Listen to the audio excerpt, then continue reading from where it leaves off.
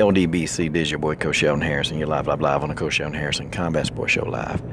Okay, guys, Bloody Elbow, they put up an article today, and they talked about a past fight, you know, when Gina Carano fought Chris Cyborg, and I'm like, oh, okay, but I'm going to put my own spin on this, you know, and I just want to talk to y'all because, you know, to be honest, the fighters of today, and I'm talking about the fighters of this 20-something-year-old fighter age group, these fighters, these women's fighters, they're not built like the women in the past. They're not built like that. They're not. These women, they can't hold a candle to the fighters of the past. Now, if I just want to keep it specifically women's MMA, if I literally want to talk about just the women in MMA and no other combat sports, okay, you know, I mean, you're talking about Tanya Evinger. And this is just MMA. Okay, I mean, you're talking about Gina Carano. And people are like, what, Coach Gina Carano? Gina Carano, before she lost to Cyborg, would fight anybody. Gina Carano would fight anybody in the octagon. She would. And she took on all comers. And at the time, you know, a lot of people did not want to fight Chris Cyborg. They just didn't want to. Gina Carano wanted to fight. She wanted to fight. See, I'm going to tell you why I can respect Gina Carano. Because Gina Carano wanted to know if she was the best. Gina Carano wanted to know at the time if I'm the best.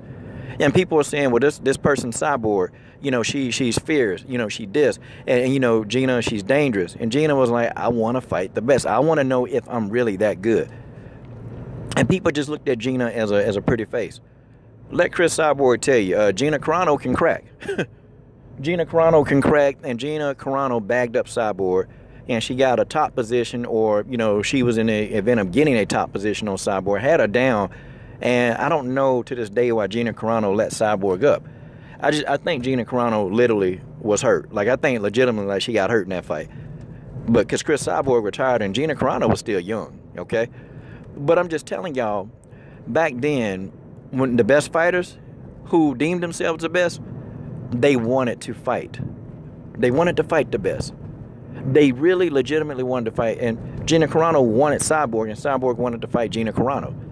And you'll have an idiot, well, yeah, but Cyborg was, you know, probably was on Pez, that's why she beat Gina so badly. You know, and I'll say two things to that. Number one, Pez can only do so much for you. If you don't have any talent, Jessica Penne, if you don't have any talent, then you gonna get beat up. It don't matter what you're using. If you have no talent, you will get beat. And the second thing that I'm gonna say to that, you know, why is it that nobody, and the coach means nobody, wants to talk about all the other 20 to 1,000 people that's done use steroids? And it's like, you know why Chris Cyborg really gets so much attention? Because Cyborg is not just beating people, she's decimating them. And that's a big, big difference. She's decimating her opponents. And she's decimating them to the point where she's making them either give up in the ring, she retiring them, or, I mean, they just don't want to continue fighting. They don't want to continue when Cyborg hits you. But there's a skill set with that. But, you know, it's the same people who talk about Chris Cyborg, you know, they ain't going to talk about Chael Sonnen. They ain't going to talk about that. They ain't going to talk about Frank Mir. No, they ain't going to talk about that. Of course they ain't going to talk about that. Same fans, they ain't going to talk nothing about no Brock Lesnar. Heck, some of the fans, at certain times, they will say John Jones, but, you know, we know why they'll say John Jones. I mean, we know what that is, okay? But for the most part, they think that Cyborg is the only one. And she been clean for, what, 7 years now she been clean? No, 8 years. 8 years. No. She got popped in 11. So 7 years, about 7 years. Going on 7 years, okay, she's been clean.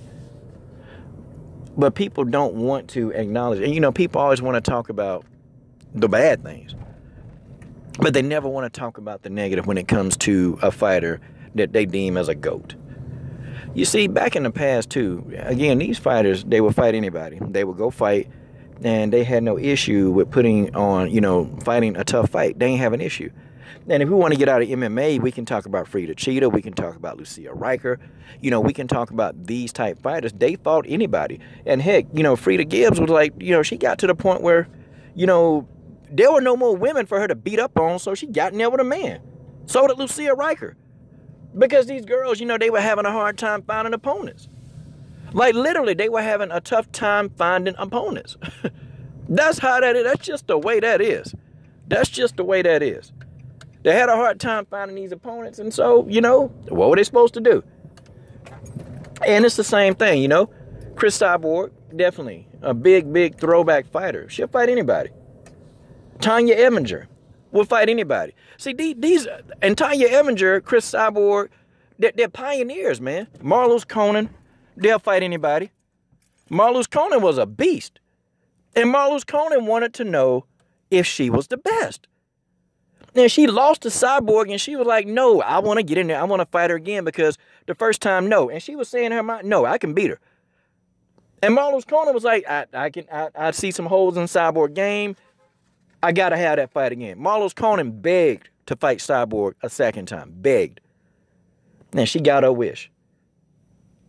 And lasted, what, 4 rounds with Cyborg? I mean, folks, you don't have these kind of fighters today. And it's a shame. It really is. It becomes downright like, you know, it's ridiculous now. See, these fighters, they ain't fighting for legacy. See, back then they fight for legacy. Now you got these 20-something-year-old fighters, you know, and it really is pathetic. You know, it really is pathetic. You know, it's very pathetic because they just don't want to fight the best. They don't want the best. They don't want to fight the best. They don't want to be the best. They just want to be the best person earning the most money. That's how it is. That's how it is. There are a couple other fighters I can talk about, but these 20-something-year-old fighters, you know, you even got, you know, Marion Renaud. They'll fight anybody. They're not complaining who they fighting. They're not complaining, but you got people that's ducking people, outright blatantly ducking them. And nobody really want to call them out on it. Outright, I'm talking about ducking them. Man, this generation, they suck. They suck. And they always got an excuse. Have y'all noticed that? This generation, they always got an excuse. When things get difficult, they give you an excuse. They give it to you. Like we not smart enough to figure out that, oh, you just don't want to take this ass whooping. We know exactly what's up with you. Are you really trying to play us? You trying to play the public like we don't know? Well, you ain't going to play the coach. You're not going to play the coach. The coach is going to figure out what's going on, and the coach is going to see that you really don't want this fight. Since one thing I can discern, I can detect somebody that's lying. Gina Carano was a pioneer. That's a real pioneer. Tanya Evinger, a real pioneer. Lucinda Rankin and people like Frida Cheetah, you know, they paved the way. Because they were going in there, whooping people behind, tearing them up, getting on TV saying that nobody can beat me. And they bagged it up because they went in there and they fought. But these fighters today, no. And maybe, you know, I can probably throw Valentina Shevchenko in there. She'll fight anybody. Like, she'll fight them. She didn't care, you know. Her first fight in the UFC was, what, a short notice fight. She could have complained. It could have been like, no, that ain't enough time to prepare. No, she got in there and fought the fight and won. But in this generation, you can count on a hand is very few fighters that, you know what, they want to fight the best. Nah, man. A lot of these fighters, they shucking and jiving, man. They shucking and jiving. They talking a good game. Talking a great game. Oh, man, they talking it to death. But you know and I know, they don't want that work. And we got to say this. Gina Carano's a pioneer. Straight up was a pioneer. Straight up. I hate she retired. She had to. It's nothing else. She realized, okay, you know what? That's fine. I fought at the highest level. I respect Gina Carano. I respect Carano because she wasn't scared. She wasn't afraid to mix it up. But look at these fighters of the day. Think about them. Go look at the rosters. Are you serious? How many of these fighters will actually jump in there and take the toughest fight they can take? Not many of them. Not many at all. Y'all want to talk about pioneers and Hall of Fame? It takes a lot to make the coach's Hall of Fame list. I don't, you know, when I say Hall of Fame, I say Tanya Evinger is a Hall of Famer.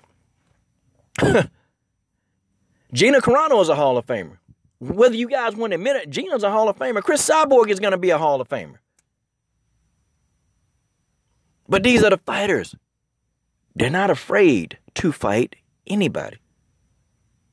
And these are the fighters that they used to call out the best. And that, well, that's just the way that is.